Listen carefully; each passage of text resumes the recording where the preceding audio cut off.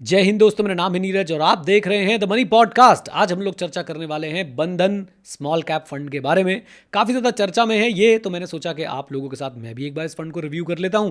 आप लोगों ने अगर इन्वेस्ट कर रखा है तो मुझे कमेंट बॉक्स में बताइएगा। आप लोग अगर इन्वेस्ट करने के बारे में सोच रहे हैं तो भी बताइएगा, और अगर आप किसी भी तरीके से अपने पोर्टफोलियो के अंदर स्मॉल कैप फंड्स को ऐड करना चाहते हैं तो इस वीडियो को जरूर एंड तक देखिएगा। वीडियो को लाइक कर दीजिएगा। लाइक टारगेट रखते हैं हम लोग 550 लाइक्स का, और बस थोड़े से पेशेंस आपसे मांगूंगा। देखूंगा कि कौन कौन जो है वो एंड तक हमारे साथ जुड़ा रहता है और कौन कौन इस एनालिसिस में हमारे साथ पार्टिसिपेट करेगा कमेंट बॉक्स के अंदर। तो चलिए जल्दी से शुरू करते हैं हम लोग बंधन स्मॉल कैप का ये डिस्कशन।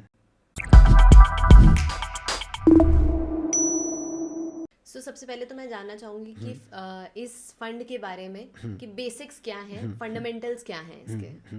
तो मैं इतना तो उम्मीद कर रहा हूँ कि जो लोग हमें देख रहे हैं वो समझते हैं कि स्मॉल कैप फंड्स क्या होते हैं। स्मॉल कैप फंड्स वो फंड्स हैं जहाँ पे आपको 65% पैसा, यानी जब आप मैनेजर को पैसा देते हैं, मान लीजिए आपने 100 रुपये दिए तो मिनिमम 65 रुपये, 65 रुपीज़ जो है वो कहाँ पे लगाएंगे? स्मॉल कैप कंपनीज़ में लगाएंगे। स्मॉल कैप कंपनीज़ कौन सी होती हैं? अगर आप मुझसे डेफिनेशन की बात करें तो वो कंपनीज जो आपके 251 एंड ऑनवर्ड्स नंबर पे आती हैं एज पर the free float market capitalisation, right. तो हमारे पास लार्ज कैप है, यानी कि 1 से लेकर 100 तक जो कंपनीज आती है एज पर the free float market capitalisation. Then we have mid cap जो 101 से 250 तक आती है। Then we have small cap जो 251 ऑनवर्ड्स जो है वो आती है। जनरली 251 से 500 तक जो है वो स्मॉल कैप कहा जाता है। इस तरह की स्मॉल कैप कंपनीज होती हैं। So small cap fund is a fund जहाँ पे 65% पैसा जो है वो कहाँ लगाया जाएगा? स्मॉल कैप कंपनीज में लगाया जाएगा। अब यहाँ पे आगे बढ़ने से पहले मैं आपको एक बात बता दूं कि स्मॉल कैप कंपनीज जो होती है ना वो बहुत रिस्की होती हैं। उनके बारे में ज़्यादा इन्फॉर्मेशन नहीं होती है, बहुत ज़्यादा वोलेटाइल होती हैं। सबसे ज़्यादा बढ़ेंगी तो वही बढ़ेंगी, सबसे ज़्यादा घटेंगी तो वही घटेंगी, राइट। तो all in all small caps, अगर मैं कंपनीज़ की बात करूं, म्यूचुअल फंड का थोड़ा डिफरेंट तरीका हो जाता है, क्योंकि म्यूचुअल फंड के पास अभी 35% का स्कोप है। फिर आप सिलेक्ट भी कर सकते हो, फंड मैनेजर्स आपके लिए सिलेक्ट करते हैं। बट ओवरऑल मैं बोलना चाहता हूं कि स्मॉल कैप कंपनीज में जो इन्वेस्टमेंट है वो बहुत रिस्की होती है, हर किसी के बस की बात नहीं होती है। मैं शायद कभी भी खुद से किसी स्मॉल कैप कंपनी पे रिसर्च कर ही ना पाऊँ, और मैं इसलिए एडमिट कर रहा हूँ। देखो, बोलने के लिए मैं बोल सकता हूँ अरे मैं तो स्मॉल कैप कंपनी में रिसर्च कर सकता हूँ, इन्वेस्ट कर सकता हूँ, बट रियलिटी ये है कि इनमें रिसर्च करना कंपैरेटिवली डिफिकल्ट होता है, राइट। इनके जैसे मैं बताया डेटा अवेलेबल नहीं है, राइट। यहाँ पे फिर प्रॉब्लम्स जब आती हैं तो कंपनीज बिल्कुल वाइप आउट हो सकती है, बिल्कुल जीरो हो सकती हैं। तो इस तरह के रिस्क जो है वो स्मॉल कैप इन्वेस्टिंग में हमेशा से रहते हैं। एंड कुछ ना कुछ ये रिस्क आपके स्मॉल कैप म्यूचुअल फंड्स के अंदर भी डेफिनेटली जो है वो दिखाई देते हैं। बिल्कुल। सो आपने स्मॉल कैप का थोड़ा सा बता दिया कि स्मॉल कैप है क्या, कैसे ये चीज़ें ऑपरेट करती हैं, बट मैं जानना चाहूँगी कि इस फंड के फंडामेंटल्स क्या हैं। राइट। तो इसके लिए चलते हैं हम लोग अपनी स्क्रीन पे, और पावर अप मनी ऐप के अंदर इस समय में है। और यहाँ पर एक बड़ा अच्छा फीचर है, बहुत सारे फीचर्स हैं, जैसे सिलेक्ट एक फीचर है। एक फीचर जो मैं यूज़ करने वाला हूँ वो है एक्सप्लोर, राइट। तो आप पावर अप मनी ऐप में जब एक्सप्लोर में जाएंगे, बस उसके बाद आपने क्या करना है, उसके बाद आपने यहाँ पे बस फंड का नाम लिखना है, राइट। बंधन स्मॉल कैप फंड आप लोग लिख सकते हैं। आप उस पर क्लिक करेंगे तो आपके पास बंधन स्मॉल कैप या जिस भी म्यूचुअल फंड को आपने सेलेक्ट किया है उसका पूरा कच्चा चिट्ठा खुल जाएगा, राइट। सो अब हमारे पास यहाँ पे आप देख रहे हैं कि बंधन स्मॉल कैप फंड की डिटेल्स जो है यहाँ पे आपको दिख रही है, राइट। इनफॉर्म फंड है, ये पावर अप मनी वालों की अपनी रैंकिंग होती है। इनफॉर्म है, ग्रेट टू इन्वेस्ट है। चलिए अभी अच्छा एक बात और मैं आपको बता दूं कि आपने आंख बंद करके ऐसा नहीं कि स्मॉल कैप में पैसे डाल दिए, पहले सुन लीजिए सारी बातों को। तो बेसिक अगर हम देखें वृंदा, हम रोलिंग रिटर्न्स पे सबसे ज़्यादा जो है वो एम्फोसाइज करते हैं, और इस फंड के 3 ईयर के रोलिंग रिटर्न जो है वो 2.64% ज़्यादा है कैटेगरी एवरेज से। 31.65% रोलिंग रिटर्न ये अनरियलिस्टिक लगता है, राइट। और एक बात तो मैं पक्का बोल सकता हूँ कि ये सस्टेनेबल तो नहीं है। मतलब अगर आप ये एक्सपेक्ट कर रहे हैं कि ये ऐसे ही रहने वाले हैं, आई एम सॉरी बाबू, है ना। तो ये मैं बोलना चाहूँगा यहाँ पे। एंड ट्रेलिंग रिटर्न्स को आप लोग अभी के लिए इग्नोर कर सकते हैं। रोलिंग रिटर्न्स में थोड़ा सा ज़रा डिटेल में चलते हैं। तो रोलिंग रिटर्न अगर आप देखें, अब यहाँ पे अगर आप देखते हैं तो 1 ईयर का रोलिंग रिटर्न इनका 37.96% है। 3 ईयर का भी हमने देखा था 31.65% है, और 5 ईयर के जो रोलिंग रिटर्न है वो यहाँ पे आपको 32.53% दिख रहे हैं। साथ में पावर अपनी ऐप में जब आप देखते हैं तो ये बड़ी अच्छी बात है कि कैटेगरी एवरेज आपको साथ लिखा हुआ मिल जाता है। तो कैटेगरी एवरेज आप देखेंगे तो अगर मैं 1 साल में देखूं तो 11% से जो बीट किया। अच्छा, कई लोग ये सोच सकते हैं कि यार 1 साल में तो मार्केट नीचे गई है, रोलिंग रिटर्न हाई कैसे आ रहा है? तो उसके लिए आपको रोलिंग रिटर्न की कैलकुलेशन पता होनी चाहिए कैसे होती है, राइट। और वो हमने कई बार डिस्कस भी करी, अपने कोर्सेज में हम लोग बताते रहते हैं, तो आप उसको वहाँ पर भी जाके जो है चेकआउट कर सकते हैं। चलिए आ जाइए, अब मैं इसको एक काम करता हूँ, कैटेगरी एवरेज से हटाता हूँ और मैं इसको निफ्टी स्मॉल कैप 250 इंडेक्स से जो है वो कंपेयर करता हूँ। अगर आप यहाँ पे देखेंगे तो भाई 19% से बीट कर रहा है 1 ईयर के रोलिंग रिटर्न में, 11% से बीट कर रहा है 3 ईयर के रोलिंग रिटर्न में, और लगभग 11% से ही बीट कर रहा है अपने 5 ईयर रोलिंग रिटर्न में। तो फंड रोलिंग रिटर्न के जो पैरामीटर्स हैं उस पर तो खरा उतर रहा है भैया, बहुत बढ़िया परफॉर्मेंस जो है वो फंड यहाँ पे दे रहा है आपको, राइट। ट्रेलिंग रिटर्न से मैं ज़्यादा विश्वास करता नहीं हूँ, राइट। एंड ऑब्वियसली अगर आप इस समय के 1 साल के ट्रेलिंग रिटर्न देखेंगे तो आपको बहुत कम जो है वो नज़र आने वाले हैं। क्यों कम नज़र आने वाले हैं? वो इसलिए कम नज़र आने वाले हैं भाई क्योंकि मार्केट जो है वो डाउन ट्रेंड में इस समय चल रही है। यू कैन से कि बेयर मार्केट जो है वो चल रही है। फॉर एग्जाम्पल अगर मैं आपको 1 मंथ के दिखाऊँ तो 5.99% माइनस में है, 3 मंथ्स के दिखाऊँ 9.4। इससे घबराना नहीं, ट्रेलिंग रिटर्न्स आपको देखने ही नहीं होते एक्चुअली में। ट्रेलिंग रिटर्न्स देख के भी आप इन्वेस्ट करते हैं तो बैठो भी जीवन में बहुत कुछ सीख रहे हैं। बट मैंने फिर भी एक बार कहा कि ऑडियंस को आइडिया दे देते हैं कि ट्रेलिंग रिटर्न्स क्या चल रहे हैं। And we all know market अभी एक बियर फेज में एक ऐसे फेज में जहाँ पे हर फंड के आपको ट्रेलिंग रिटर्न्स जो है वो नेगेटिव ही लगभग दिखने वाले हैं। चलिए अब आ जाते हैं इनके मेन स्कोर्स के ऊपर। CRV, consistency, recency and volatility. And ये स्कोर्स बहुत कुछ दिखाते हैं, बहुत कुछ जो है वो बताते हैं। राइट, सो हम CRV स्कोर डिस्कस करें उससे पहले मैं चाहूंगी कि ये तीनों टर्म्स हैं क्या एग्जैक्टली वो एक बार आप बता दो। तो सबसे पहले हमारा CRV का फुल फॉर्म हो गया, कंसिस्टेंसी हो गया, रीसेंसी हो गया एंड हमारा वोलेटिलिटी हो गया। सो कंसिस्टेंसी की अगर मैं बात करता हूँ तो ये बताते हैं बेसिकली एक फंड ने कंसिस्टेंटली कैसे हायर रिटर्न्स दिए हैं दूसरे फंड के मुकाबले में, राइट। अगर आपको कंसिस्टेंसी में हाई स्कोर मिला है तो बेसिकली उसने ज़्यादा हाई रिटर्न्स दिए हैं, कंसिस्टेंटली ज़्यादा हाई रिटर्न्स दिए in comparison to other funds in the category. तो आप ऐसा सोच सकते हैं कि कहीं ना कहीं ये आपके लॉन्ग टर्म ट्रैक रिकॉर्ड को जो है वो झलकाता है। अगर किसी फंड का हम कंसिस्टेंसी स्कोर देख रहे हैं और वो हाई है तो समझ जाइए इस फंड ने कंसिस्टेंटली हाई रिटर्न्स दिए हैं in comparison to the other funds in the category, right. And then हमारे पास आ जाता है क्या? रीसेंसी। तो CRV अब हमारे पास आ गया रीसेंसी। रीसेंसी बेसिकली ये दिखाती है कि भाई फंड ने लास्ट 2 ईयर्स में कैसा परफॉर्म किया है। बेसिकली उसका मोमेंटम और ट्रेंड जो है आपको देखने को पता चलता है कि मोमेंटम कैसा आ रहा है इस फंड के अंदर। अगर इस पे आपको हाई स्कोर मिला हुआ है तो समझ लीजिए इसकी रीसेंट परफॉर्मेंस ज़्यादा अच्छी है in comparison to other funds in the category. आप इसको यूज़ कर सकते हैं टू आइडेंटिफाई कि भाई फंड में क्या बहुत ज़्यादा मोमेंटम दिख रहा है या फिर ये फंड जो है वो स्लो डाउन हो रहा है, right. So consistency long term में कितने हाई रिटर्न्स बना के दे रहा है in comparison to other funds. Recency अभी पिछले 2 साल में जो है इसमें मोमेंटम आया है या फिर जो है ये स्लो डाउन हुआ है। अब बात कर लेते हैं वोलेटिलिटी की। तो वोलेटिलिटी स्कोर क्या बताता है? मान लो अगर 2 फंड्स हैं और दोनों ने सिमिलर रिटर्न्स दिए हैं, लेट अस से 15% तो जिसका वोलेटिलिटी स्कोर ज़्यादा है ना, इसका मतलब उसने वो 15% के रिटर्न कम अप डाउन्स के साथ दिए हैं, ज़्यादा कंसिस्टेंटली वो फंड जो है वो परफॉर्म किया है, उस फंड ने जो है परफॉर्म किया है, राइट। आप इस वोलेटिलिटी स्कोर को यूज़ कर सकते हो ये जानने के लिए कि भाई जो रिटर्न्स हैं वो कितने प्रिडिक्टेबल होंगे, कितने स्ट्रेस फ्री होंगे, राइट। सो CRV एंड मुझे ऐसा लगता है इसमें कंसिस्टेंसी बहुत हाई इंपैक्ट चीज़ है, राइट। वो आपको ज़रूर कंसिडर करनी चाहिए। देन मतलब वेटेज वाइज मैं सबसे ज़्यादा वेटेज कंसिस्टेंसी को दूंगा, देन रीसेंसी को, एंड देन लास्ट में आके जो है वो वोलेटिलिटी पे मैं बात करूंगा। और ये सारी चीज़ें ना आपकी रिस्क एपेटाइट पे, आपके थॉट प्रोसेस पे, आप वोलेटिलिटी कितनी झेल सकते हो, इन सब चीज़ों के ऊपर भी काफ़ी ज़्यादा जो है वो डिपेंडेंट होती है। तो अब चलते हैं जल्दी से और इस फंड के जो है CRV हम लोग चेक कर लेते हैं। ओके, तो बंधन स्मॉल कैप का कंसिस्टेंसी स्कोर जो है वो है 96 आउट ऑफ 100। मेरे हिसाब से इट इज़ ग्रेट। फंड जो है वो कंसिस्टेंटली ज़्यादा अच्छे रिटर्न दे रहा है, हाई रिटर्न्स दे रहा है in comparison to other funds in the category. And first stage good. अब और सबसे ज़्यादा इम्पैक्ट भी हम लोग इसी का कंसिडर कर रहे होते हैं, खासकर अगर आप थोड़ा सा वोलेटिलिटी झेल पाने वाले इन्वेस्टर हैं तो। Then we have recency score that is again 84 out of 100, great. यानी फंड की जो रीसेंट परफॉर्मेंस है over 2 year versus others. See यहाँ पे पता है वरिंदर, लोग बोल सकते हैं अरे फंड तो नेगेटिव रिटर्न दे रहा है, वर्सेज अदर्स आप इसको देख रहे हैं दूसरे फंड के साथ कंपैरिजन करके, राइट। आप ऐसा नहीं कि इसको आइसोलेशन में रख के देख रहे हो, अरे ये तो 10% डाउन है, बाकी कितना परसेंट डाउन है, बाकी कितना परसेंट ऊपर बढ़े, उसके कंपैरिजन में आपको जो है बात बताई जा रही है। तो आपने समझना है कि रीसेंसी स्कोर भी इसका बहुत अच्छा यहाँ पे दिख रहा है। Then let's talk about volatility score. वो यहाँ पे एवरेज दिख रहा है। इसका मतलब क्या हुआ, जैसे मैं आपको भी समझा रहा था, 2 फंड अगर सेम रिटर्न दे रहे हैं तो हाई वोलेटिलिटी स्कोर वाला फंड जो है वो आपको लेस स्ट्रेस फ्री रिटर्न दे रहा है और ज़्यादा प्रिडिक्टेबल रिटर्न्स दे रहा है। तो यहाँ आप समझ सकते हैं कि अगर आप इस फंड में इन्वेस्ट कर रहे हैं, इसका मतलब भैया आप एक रोलर कोस्टर राइड पे जा सकते हैं, क्योंकि यहाँ पे वोलेटिलिटी स्कोर जो है वो इसका एवरेज है। एंड मैं यहाँ पे एक बात क्लैरिफाई कर दूँ, वो सिर्फ बंधन स्मॉल कैप के साथ नहीं है। मुझे लगता है आप जितने भी स्मॉल कैप्स देखेंगे उन सब में हालात जो हैं वो आपको यही दिख रहे होंगे कि आप एक रोलर कोस्टर राइड के लिए जा रहे हैं, रादर देन एक स्मूथ आपको जो रिटर्न मिल रहा है। सबसे ज़्यादा स्मूथ रिटर्न कहाँ मिलेंगे? FD के अंदर, ऐसे एकदम फ्लैट लाइन दिखने वाली है, राइट। एंड उसके बाद फ्लेक्सी कैप, लार्ज कैप थोड़े से आपको कम वोलेटिलिटी के साथ रिटर्न दे सकते हैं, specifically large cap. Index fund शायद आपको उतनी वोलेटिलिटी ना दे, लेकिन जब आप एक एक्टिव स्मॉल कैप फंड में जाते हैं, सो बी रेडी फॉर दिस। आप फिर ये नहीं सोच सकते कि अरे मैं तो भाई आया था यहाँ पे कि मुझे जो है 15% हर साल मिलेगा। नहीं, be ready for the volatility, and volatility is your friend not your enemy, provided that आपका रिस्क एपेटाइट, आपका रिस्क प्रोफाइल जो है वो उससे मैच करता है। Right. अगर वहाँ पे मिसमैच हो गया तो भैया ये वोलेटिलिटी आपकी सबसे बड़ी दुश्मन जो है वो बन जाती है। बिल्कुल।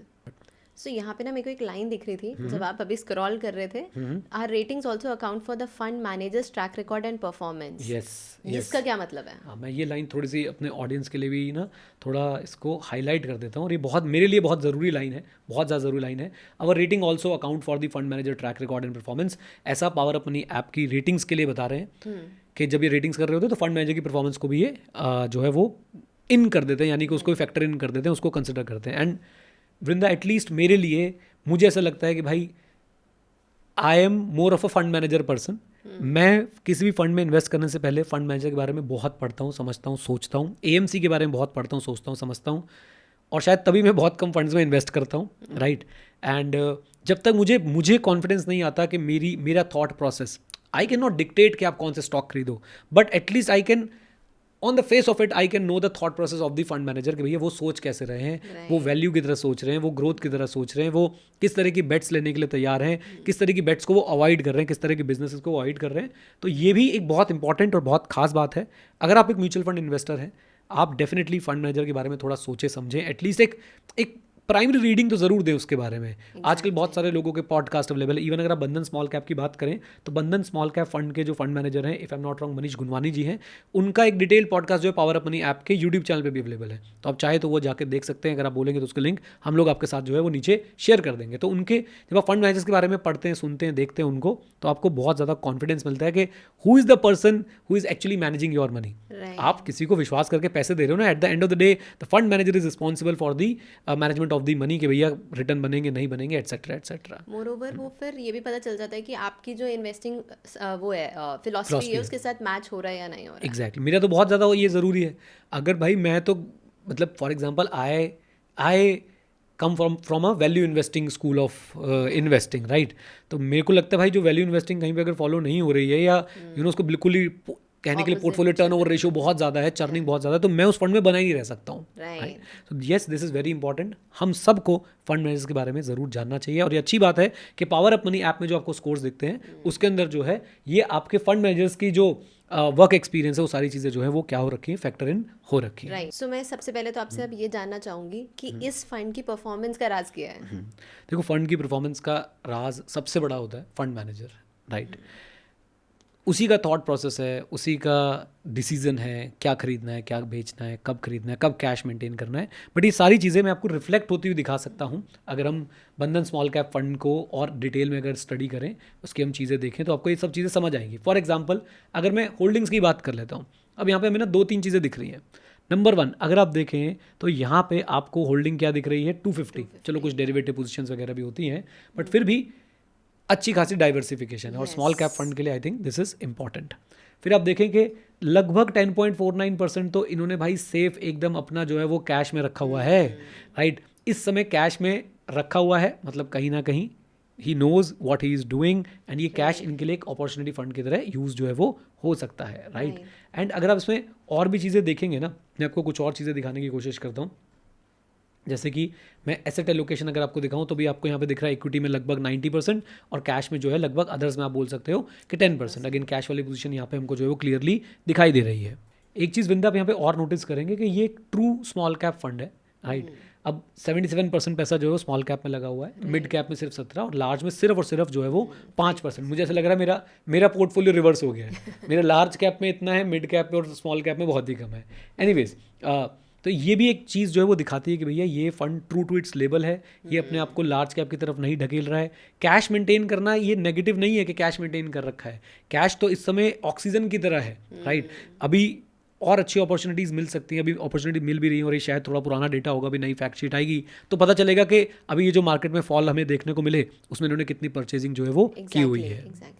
इसमें ना वृंदा एक खास बात और है नोट करने वाली। जनरली हम लोग इन रेशियोज़ के अंदर जाते नहीं है, अल्फा एंड बीटा, क्योंकि मुझे लगता है ये अल्फा बीटा सब भाई at the end of the day fund की परफॉर्मेंस के बाद ही बने ना, राइट। आपने क्या स्टॉक खरीदे, क्या स्टॉक बेचे। बट यहाँ पे काफ़ी इंटरेस्टिंग चीज़ है, इस फंड का अगर आप बीटा देखेंगे तो दैट इज़ 0.92, यानी ये मार्केट से जो है वो कम वोलेटाइल है, राइट। और अल्फा देखेंगे that is 8.84% if I am not wrong, यानी ये मार्केट से लगभग 8.84% ज़्यादा रिटर्न्स बना के देता है, आप ऐसा बोल सकते हैं, राइट।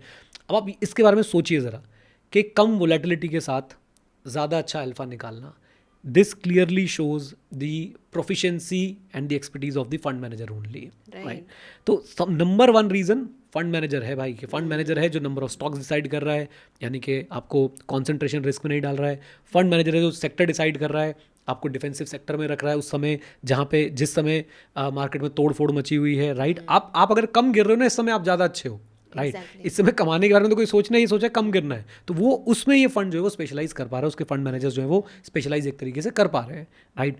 तो घूम फिर के आप देखोगे जितने फैक्टर्स हम बात करेंगे सब फंड मैनेजर पहुंच जाएंगे, चाहे वो इनका नंबर ऑफ स्टॉक्स है, चाहे वो इनके सेक्टर्स हैं, चाहे वो इनका कैश रखने वाली कॉल है, चाहे वो इनका रेशियोज बीटा और अल्फा जो भी हम देख रहे थे वो है, ये सारी चीज़ें इसी तरफ इशारा कर रही हैं कि भाई ये फंड मैनेजर अभी सही काम कर रहे हैं, उनकी कॉल्स जो है इस समय सही जा रही हैं। एंड कहीं ना कहीं I think her fund manager भी इस बात से एग्री करेंगे, अभी वो लकी है, राइट। तो let's hope for the best. काफ़ी अच्छा एक्सपीरियंस भी रखते हैं मनीष जी, अगर आप देखें उनका पीछे तो निपॉन और आईसीआईसीआई के साथ अच्छा एक्सपीरियंस है। मेरे को एक बार चेक कर लेना चाहिए कि निपॉन और आईसीआईसीआई के साथ है, निपॉन के साथ तो पक्का है, मैं एक बार आईसीआईसीआई भी कंफर्म कर लेता हूँ। Yes, ICICI prudential mutual fund में भी इन्होंने जो है वो काम किया हुआ है, तो अभी उनका किस्मत जो है वो बढ़िया चल रही है। डेफिनेटली देखो, किस्मत और हार्डवर्क का मिश्रण जो है वो अच्छा चल रहा है, राइट। आप ऐसा सिर्फ नहीं बोल सकते उनके हार्डवर्क को किस्मत बोल के, आप ऐसे झुठला नहीं सकते हो, बट येस, तो कुल मिला के फंड मैनेजर की जो परफॉर्मेंस है वो साफ साफ रिफ्लेक्ट हो रही है इस फंड की परफॉर्मेंस के अंदर, राइट। सो मैं आपसे जानना चाहूँगी कि एज एन इन्वेस्टर अगर कोई स्मॉल कैप फंड में अपना एक्सपोजर लेना चाहता है तो उसे इस टाइम पे क्या करना चाहिए? बहुत सिंपल रूल्स हैं इसके, बहुत सिंपल। रूल नंबर 1, क्या स्मॉल कैप मैंडेटरी है आपके पोर्टफोलियो में? नहीं, स्मॉल कैप फंड मैंडेटरी नहीं है। ये बेकार की बात है कि स्मॉल कैप से पोर्टफोलियो को रॉकेट लग जाते हैं, ग्रोथ मिल जाती है, ज़्यादा रिटर्न बन जाते हैं। नहीं नहीं नहीं, स्मॉल कैप मैंडेटरी नहीं है। एक लो रिस्क प्रोफाइल वाला व्यक्ति अगर है, राइट, तो मैं उसको बोलूँगा भाई आपको स्मॉल कैप में, स्पेसिफिकली स्मॉल कैप फंड में जाने की ज़रूरत ही नहीं है। आप जो लार्ज कैप में इन्वेस्ट कर रहे हो या फ्लेक्सी कैप में इन्वेस्ट कर रहे हो, वही आपकी स्मॉल कैप की भूख को जो है वो मिटा देंगे, राइट। थोड़ा कंजर्वेटिव प्रोफाइल वाला व्यक्ति जो है, राइट। देन थोड़ा मॉडरेट और एग्रेसिव वाला व्यक्ति आता है। आप भी, सही बताऊँ तो मॉडरेट वाला भी फ्लेक्सी कैप के थ्रू ही काम चला सकता है, राइट। लेकिन फिर भी अगर आपको फोमो आ जाता है कि भाई मैं सबने स्मॉल कैप में इन्वेस्ट किया, मैंने क्यों नहीं किया है, तो उस केस में आई विल सजेस्ट कि आप स्मॉल कैप में छोटा एक्सपोजर ले सकते हैं। मैं हमेशा से एक बात बोलता हूँ कि स्मॉल कैप मिड कैप मिला के आपके ओवरऑल इक्विटी पोर्टफोलियो में 20-25% से ऊपर ना जाए, ना जाए, ना जाए, मान जाए ना जाए जनाब, ना करें जनाब, राइट। तो ये गलती आप जब करेंगे तो भाई गड़बड़ हो जाएगी। क्यों गड़बड़ हो जाएगी? क्योंकि फिर आपका पोर्टफोलियो बहुत वोलेटाइल बन जाएगा। फ्लेक्सी कैप और लार्ज कैप फंड्स आपके पोर्टफोलियो को एक स्ट्रॉन्ग फाउंडेशन देते हैं, और उस फाउंडेशन पे आप धीरे धीरे बिल्डिंग बनाते हैं। ऊपर छोटा सा स्मॉल कैप का आपका एक फ्लोर होना चाहिए बस, right. Even small cap mid cap मिला के मैक्सिमम भाग गए तो 25% भाई, इससे ऊपर नहीं, राइट। तो आपने सबसे पहले अपनी रिस्क एपेटाइट समझनी है, फिर आपने ये रिस्ट्रिक्शन दिमाग में रखनी है, और सबसे सबसे सबसे इंपॉर्टेंट बात भैया, अपनी टाइम होराइजन देखो। अगर आपके पास 3 साल है और आप स्मॉल कैप में आ रहे हो, चिंता मत करो, ये मार्केट आपको ऐसे लेसन सिखाएगी कि आप कभी नहीं भूल पाएंगे कि भाई आपसे कितनी बड़ी गलती हुई थी। Minimum time horizon is 8 to 10 years for small cap. And please मेरे साथ कमेंट्स में ये मत करना मेरा टाइम होराइजन तो 8 से 10 साल है तो मैं पूरा पैसा स्मॉल कैप में लगा देता हूँ। ये बेवकूफ़ी है, ये पता नहीं कहाँ सिखाया जा रहा है कि 8 से 10 साल का समय है तो पूरा पैसा स्मॉल कैप में लगा दो। No, 20-25% is your upper limit, right. Conservative होके चले when it comes to small cap and mid cap, right. Profile समझना है अपना, आप कंजर्वेटिव है, मॉडरेट है, एग्रेसिव है। आपने ये समझना है कि भाई स्मॉल कैप बहुत ज़्यादा वॉलेटाइल होते हैं, 20-25% से 25% से अपने स्मॉल कैप मिड कैप मिला के ऊपर नहीं जाना है। And last but not least जो मैंने आपको बताया कि आपने अपना टाइम होराइजन भी समझना है। एंड इन सबको मैं एक बात आपको बताता हूँ, ये तो मेरा राग हो गया है, मैं इसको अलापता ही रहता हूँ और लोग मानते नहीं हैं।